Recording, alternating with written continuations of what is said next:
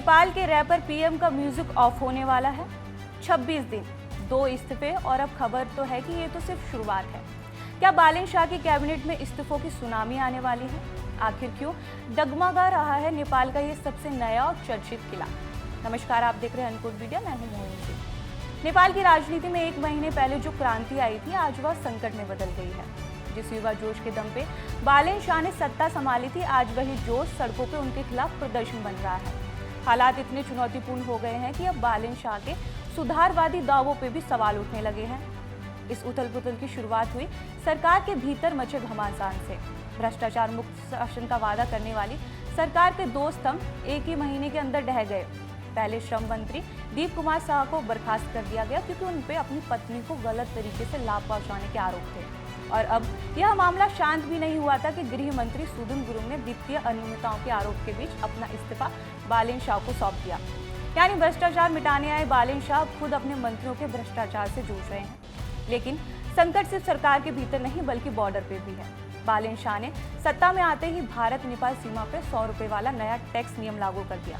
नतीजा, जो लोग दशकों से आसानी से सामान ले जा रहे थे, अब वो सड़कों पे संग्राम कर रहे हैं। इस मुद्दे पे भारत के विदेश मंत्रालय के प्रवक्ता रणधीर जायसवाल ने भी अपनी प्रतिक्रिया दी है। उन्होंने कहा कि वे स्थिति पे नजर बनाए हुए हैं।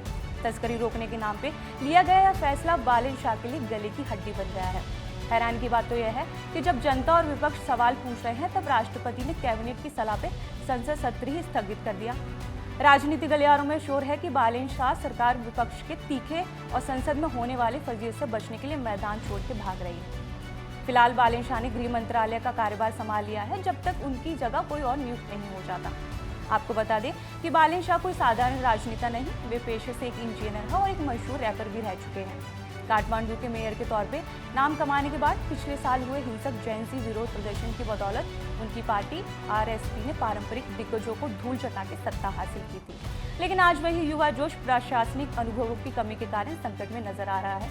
बालेन शाह ने नेपाल की सत्ता को एक रैपर सॉन्ग की तरह तेज रफ्तार तो दी, लेकिन शायद वो भूल गए कि राजनीति के पिच पे रफ्तार नहीं बल्कि संतुलन की ज्यादा जरूरत होती है। जिस तरह से एक के बाद एक उनके सिपाही साथ छोड़ रहे हैं, उसने बालेन शाह के सुधारवादी दावों की धज्जियां उड़ा दी है। अब देखना वाकई दिलचस्प होगा कि बालेन शाह अपने इस डगमगाते किलों को बचाने के लिए क्या नया मास्टर स्ट्रोक चलेंगे, या फिर नेपाल की जैन क्रांति वक्त से पहले ही इतिहास के पन्नों में दफन हो जाएगी। फिलहाल इस खबर पे आपकी क्या राय है, हमें कमेंट करके जरूर बताएं। और अगर वीडियो पसंद आई हो तो इसे लाइक करें, शेयर करें, हमारे चैनल को सब्सक्राइब करें।